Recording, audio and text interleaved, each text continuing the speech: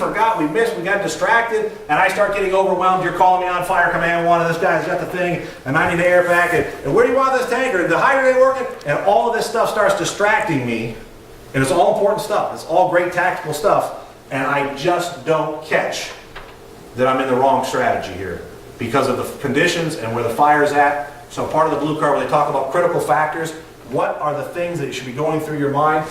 In this style construction with fire in that attic, we should not be in that strategy with very little fire showing.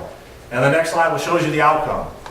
And so, to say that we would never miss that, yeah, in a classroom, in here, no. In the street, it can happen. And that's why it happens. Not because people didn't give a shit or they didn't care about their firefighters, because they got distracted by other things that seemed equally as important.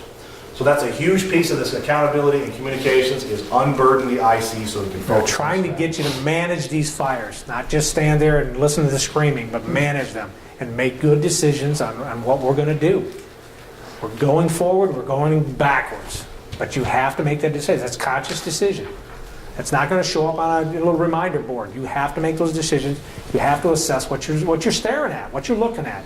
Put those pieces together, make a decision. We're coming or we're going.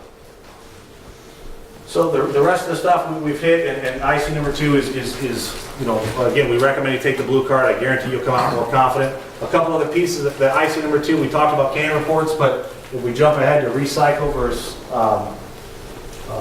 You good with this? Kind of understand what this can report is? You need to ask for it.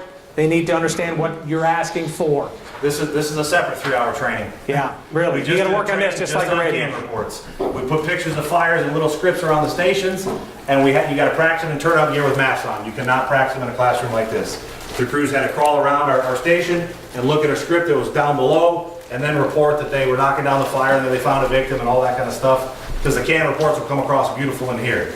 After this slide, when you go back, in this PowerPoint, we've got about 5 or 6 situations that you can use the photos to put your guys in. In the interest of time, we're not going to do it all here, but to give you an example, this is a fire in the exterior of a commercial structure. You've assigned the crews to go to the interior. Crew number 2, check for extension on the delta wall. They go inside, they look at the delta wall, and then you ask them, crew number 1 can report.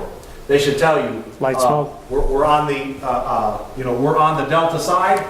We've got smoke to the ceiling. What do you need? We need a hand line in here, or some tall pipe pole.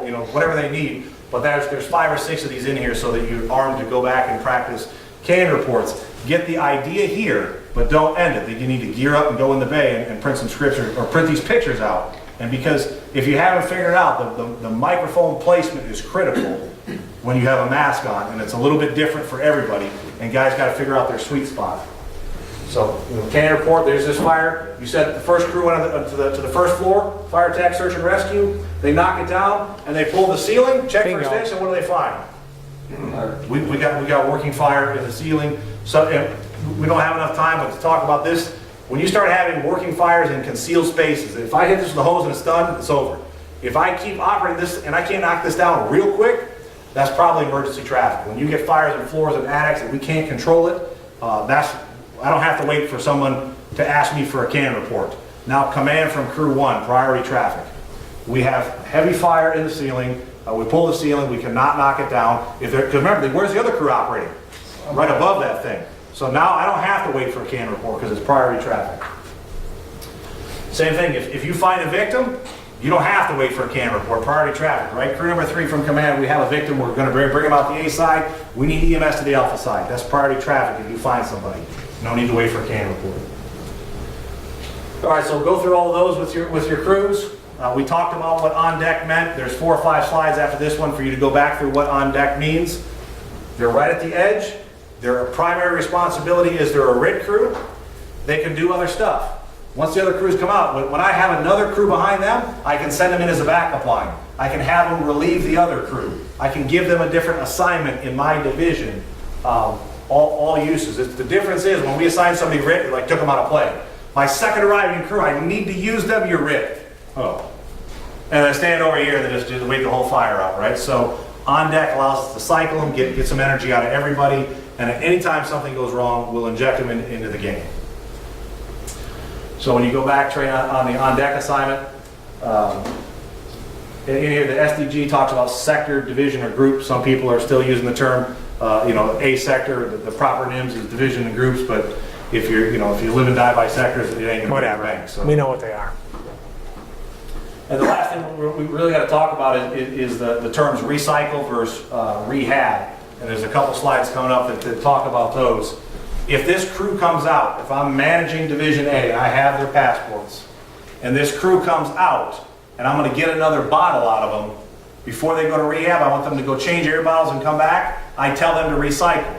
When they recycle, I keep their passports. They still report to me. They're only going to go about to the working engine and get some bottles and come right back to me. Nobody else can grab them. If you're told to recycle, don't get involved in any shiny objects or something cool. Somebody passes you with a ladder and you think that might be, oh, get on the roof. First of all, you don't have your passport. So if you get over there to the Bravo side because you see there's some fire over there and you're going to go save that side of the world, when you get over there and you don't have a passport, that tells that division officer there's a problem. So when you're told to recycle, change a bottle. If you're going to drink water, drink it quick and get right back, and you're probably going to go right where? On deck. On deck. Because the crew that was on deck went inside. And when they came out, you had a chance for a face-to-face. This crew comes out, tell these guys, I got most of it knocked down in the upper bedroom. They're pulled some of the eaves, there's still some fire up there. They go to recycle, these guys go upstairs. Now when these guys come back and they're on deck, they're the best grit crew in the world. They know that work area. They've already been up there, they left a line for those guys, and if those guys get in trouble, nobody knows it better than those guys. So if crew number 2 calls for help, I immediately inject the on-deck crew right back to where they came from. If crew number 2 goes to work for a while, and they come back out, what are they going to do? Face to face again with the on-deck crew. We got all that stuff in the eaves you're talking about, that bedroom's good. I'll go back down to the other bedroom, we probably do a little salvage and pull up that ceiling up there. This crew goes back up to the same area they were in. These guys recycle and they come back and do what? And go on deck. I can get a lot of work done with two-person crews just running my side of this fire by recycling and on-decking the same crew. If they come out and I've used them 2 times, we'll probably send them where? Rehab. Now when this crew comes out after their second trip, now they're going to rehab. I'm never going to keep track of them in rehab, so let's not try. I'm going to give them their passport back, I'm going to release them, and tell them to go to rehab. I'm going to call command from Division Alpha. I'm sending Engine 1, Crew 2 to rehab. And he can take that piece off his board, he can move it to the rehab site, know that they're not assigned to me. Now they go down to rehab, and now, the difference, this is like the world's fastest recycle, everyone changing everyone's bottle. These are some overachievers trying to get back in the game. But the rehab, looks like the standard rehab that we've always, talked about. Now we're getting blood pressures and drinking water and all that, probably a little further from the scene. To get back in the game from rehab's like staging with better snacks, right? So you're going to come from rehab, you have to go back from the IC. From staging, you cannot inject yourself in the game without going through the IC. Rehab is the frequent flyer scub. You're going to come back to the IC. He'll probably pull crews out of staging before he will rehab. If you're ready to go, you can tell them, rehab from command, I've got 2 companies ready to go. And then he might send them back I may get them back in Division A, they may go to B. At this point, it doesn't matter. They're going to get tactically assigned around here back to a division officer. But the key is, this is where a lot of people in accountability system get lost. This is the point where if you want to go back in, you probably can find a crack in the system to get yourself back in. If you don't want to go back in, you could probably hang out here the rest of the fire and nobody will figure out that you didn't come back in. So rehab can be a black hole. So what we don't want to have happen is I want to hang on to these tags and these guys go into rehab and get somewhere else. So I'm not going to keep track of them. I give their passport back, send them down to rehab, tell command they're leaving my division, and then I need somebody else to go on deck out of staging. So that's probably the biggest change tactically. We're doing a lot of that stuff. We just never called it that. Sometimes we told guys change bottles. And so the terms recycle, rehab, and on deck, if we standardize those, they're probably going to get used on mutual aid incidents. We may not do a ton of that, maybe a little recycle on a box alarm fire, but not a whole lot of formal rehab, and then the on deck. The last thing we have to practice, and this isn't ready 100% live yet, is switching to defensive. If we put people offensive and we switch to defensive, this is a high-risk maneuver. You can easily lose somebody. Somewhere in the change, this is what happened in Wayne. They were offensive, they went to defense, and somehow someone didn't come out. This has happened in the Southwest Supermarket, this happened in Loudoun County. When we're switching, if we show up and we're defensive from the get-go, we generally don't lose anybody. But if we put people in and conditions deteriorate, we need to, this needs to be a well-oiled practice. So the first thing that we recommend happen is the IC asks the dispatch to declare emergency traffic. Dispatch from command, emergency traffic. We're working with the county to try and get a standardized, the same high-low tone that you get in conventional, is to have them push that high-low tone. If they don't have a tone right now, then we just have to say, all units to the fire ground, stand by for emergency traffic. Command, go ahead with your emergency traffic. Command to all units operating in the fire ground, we are switching to a defensive strategy, exit the building, and report PARs upon exiting. So now the crews start coming out. The guy that's the division is making sure I got him, 1, 2, 3. If you're not sure, don't let them walk away. If they step out of your, grab them, stay right here. Well, hang on, let me make sure I got all my ducks here, because if they go out and scatter, you're never going to be able to count these guys. So as they come out, they should come out command from crew 1, we're out of the building, we have PAR. Command from engine 2, crew 2, we're out of the building, we have PAR. The difference between exit and abandon. Notice we're not using evacuate. Because if we show up and we've got exposures in a strip mall and people are still shopping, which happens, you can have a working fire at one occupancy and people are still going through the U-scan and the exit, right? They're not, this building ain't on fire, I'm going to get my sale. And you're going to tell people to have all those shoppers do what? Evacuate. And we're going to start getting confused about who needs to, does someone say evacuate? Now the guy's in the main fire occupancy. I thought I heard him say evacuate. So evacuate is what we're going to have the public do. Isolate the public and evacuate the buildings. When we want our crews to come out in an orderly fashion and bring everything in they took, we want them to exit. If you're told to abandon the building, use the nearest exit. You might have to, come out the ground level windows, come out the bay. You need to get out quickly and you might not be able to bring all your tools. You might have to leave the hose line and start following it out. You can retreat faster out of hose line. You got to make that decision. You might need that hose line because of the fire conditions. But the key is, it is urgent. I mean, you have to, when they say abandon, I mean, if you're on a cruise ship and they get to the port, they tell you to exit and, and enjoy the beach. If they tell you to abandon the ship, you ain't there to enjoy the beach, right? I mean, you're going to get in the lifeboat. So exit versus abandon, and we'll standardize that and not use evacuate. We need to practice this orderly shift. On an individual house fire, you could probably get your own cats out of the building and get them counted up real quick.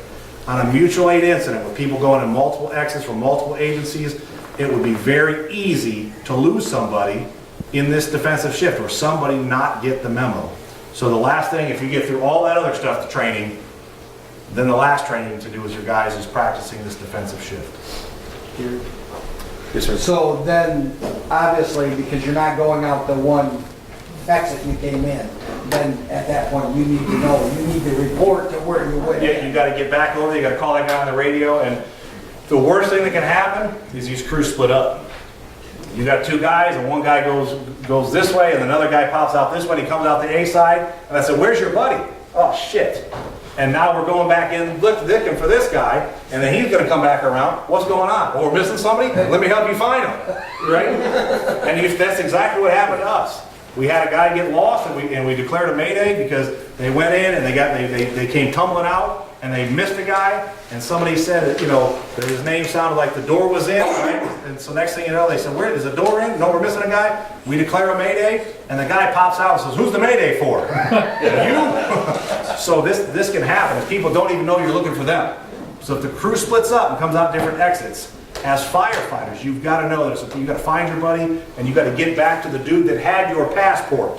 If it's the division guy, get in a face-to-face with him. If it's the command officer, get in a face-to-face with him so that on this board, you can start checking people off that you've got them. You don't want to get down to the point you've got to start calling names. I mean, we're deep, we really got this thing screwed up. If all of a sudden, everybody shut up, hang on. Command to firefighter Sharp. Are you a command to firefighter? I mean, how long it's going to take. If somebody is missing, remember what the fire conditions are. Defensive fire conditions.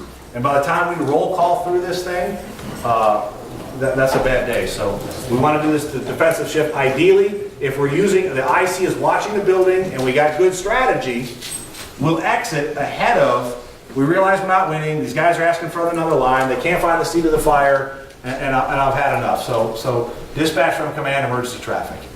All units to the fire ground, stand by for emergency traffic. Command, go ahead. command all units of the fire ground, exit the structure, we're just switching to a defensive strategy, give me a PAR as soon as you exit the building. And the guys can come out and bring their line in an orderly fashion, and we go to the master stream, and it's not a huge deal if we've practiced it, right? When we say emergency, it makes everybody crazy, like they gotta jump out windows and stuff. We're just changing strategies here, exit the building. If the roof starts to fall in and something catastrophic happens, holy sh, now it's abandon the building, and we're moving faster. When you abandon the building, it's gonna be harder to put all these pieces back together, but it's critical that we don't lose anybody. And make sure your people understand when you call that abandon the building that they get the hell out. I know there's a lot of guys, we had a lot of guys, I was probably one of them, and in the day it's like, dude, we're close, we almost got this. What do you mean abandon the building? You're not seeing what I'm seeing here, pal, okay? I know you're hunkered down on the floor, but this thing's ripping above you. So when you call abandon, game's over. You come out. Okay, this not up for debate. You may not like me, I may not be the most aggressive guy on the planet, but you're working for me tonight. If I say abandon, game's over. What about the evacuation signal? We're changing here to exit and abandon, and Yeah. then everyone knows it as, 1, 2 blasts of air horn. Yep. Everyone does something different. And That's probably abandon. That's the abandon. That's the abandon. Now, we were unable to standardize on how many We honks of the we horn. won a bunch of wars. We didn't win that one yet. I mean, how many horn blows, all that crap. Into this, everyone's gonna have one, There's- that should be a no-brainer. But the problem is when you start blowing air horns, you lose communications. Everybody's like, and it's like, you need communications. So there is a school out there that's like, leave the horns alone. Just communicate with your people. They shouldn't have to depend on that to hear. So there's a school that's like, knock that off too. Remember the whole radio traffic thing? Shut up. Okay, that's a big change. So's the horn game. If So I'm calling you, you're not answering, we'll see. we That's a work in inject the on-deck crew to go find you. Can report, no answer. Can report. Yeah. On-deck crew, go get them. Yeah. Because you're not answering the radio. So if I'm getting good can reports and I've got good communications and I've asked you to exit, we haven't standardized how many blows of the horn. I mean, almost everybody knows they hear a bunch of air horns, they're probably gonna come out no matter how many times you blow it, whether it's, 3 short and 3 long and whatever. But it's not, you're giving up a lot for that. It screws up your scene when you start blowing the horns. It Yeah. does. You know that. If you've ever done it, you know it. It just automatically puts things in a crazy mode. Any other question before we shut the tapes off here? One thing, you said when somebody leaves rehab, that we should report back to them. Wouldn't it be better if you report to staging or the accountability officer? Because you're going to be so tied up with everything else. At least you would know, that you would call staging. If you've got a staging established, Yeah. sure, absolutely. Okay. Yeah. Accountability officer, we're doing away with. Remember, he's the aide. He's the guy next to me doing my work, and I'm just focusing. But if we've got staging down, 500 feet away and they're drinking and doing whatever, yes. Yeah, okay. Yes, we got somebody managing that, fine. If not, you're going to come back to the guy with the board. Right. In the pouches, you have white tags. Yeah, real quick, you all got a roll of Velcro. This is sticky Velcro. You put this on your truck so you can put your passports, do whatever you want to do. We just got everybody roll of stuff. In the pouches, on the front of the pouches, people were asking, how do I get more stuff? I got a new guy and we don't have tags for him and whatever. IMS Alliance has their number on here. All the parts and pieces were bought from IMS Alliance. Okay, the little tags, the passports, all that stuff. The boards you don't have yet came from Tactron. Their number is on the bottom of these tactical worksheets that you have. There's a phone number there. It will also be on the boards when they show up. This is the exact artwork that they're making the boards out of. So you have 2 companies to deal with. IMS Alliance for all the little pieces and parts. If you need more, you lose them, whatever, and you're going to need to order some, call and talk to them. The one kicker I will give you is these are 1/2-inch tags. Their standard is 3/8. We went to 1/2 inch, and that's a whole nother story. Barcoding, okay? Metrics. Barcoding. We don't even talk about it, but that was a 6-month debate. We went to 1/2-inch tags to accommodate the IMT and the barcoding dream. So when you order these, if you could please keep with a 1/2 inch, it may make a transition in the future for the IMT work. If you go to 3/8, the world's not going to stop spinning. But keep that in mind. We've told you these are 1/2 inch when you order them from IMS Alliance. In here, this is called a makeup kit. There's blanks in here. So if you get mutual aid in, or somebody's like, damn, I lost all my tags and I want to fight fire, write your name on the tag, and now you have the homemade tag. Okay? Artwork is optional, but they can put their name on it with a marker, and you can put on here, you know, Team 9 or whatever you want to make it. But this is kind of a makeup kit, so if you run out of passports or you got mutual aid in and they don't have our system, you guys are dealing with Genesee, you guys are dealing with Livingston, whoever, that's a makeup kit. It's kind of a, got to have something to fill the gaps of that. I got a question. What if, you know, okay, make a tag on the fly. Go for it. There's no medical history on those. No, I'm not, we said that's enough, you know, I mean, you can get crazy with this, you can, we got there, and we backed it down, and this is a pretty basic system. Truly, the passport system has, you have 3 tags and use 3 tags on every fire. You leave one in the fire station, I don't know how you do that as an on-call, but if you're on a crew in the morning, you put one in the fire station, there's a passport that stays on a wall. Great, that's just to sell more tags, I think. But then the second tag stays on the rig, and the third tag gets into play. So we just said, come on, man, this has got to work. I can't stand up here and sell something, and the guys are going like, sure. Yeah, 3 tags, I'm supposed to run around doing it. We're never going to get to fight fire, ever. That's probably true. So you have 1 tag to worry about, and we have 1 system that we're going to put in play. All the backup stuff, if a tornado comes through and blows your incident commander away, or whatever the story's going to be that somebody's going to tell us is going to happen, you know, sorry. We're not that deep. We don't want to be that deep. It's going to get nothing. Please just make this work. If we can do this, we have made huge gains. In 5 years, maybe we'll give you another tag or another passport, and that one we'll put into play for something else. But if you can get this down, I will be ecstatic before I die. Yeah, but just real quick, you said there's the makeup tags. Is there makeup truck tags too for those other, or do we just use our in-ones? If you run out of passports, these are makeup passports. Okay.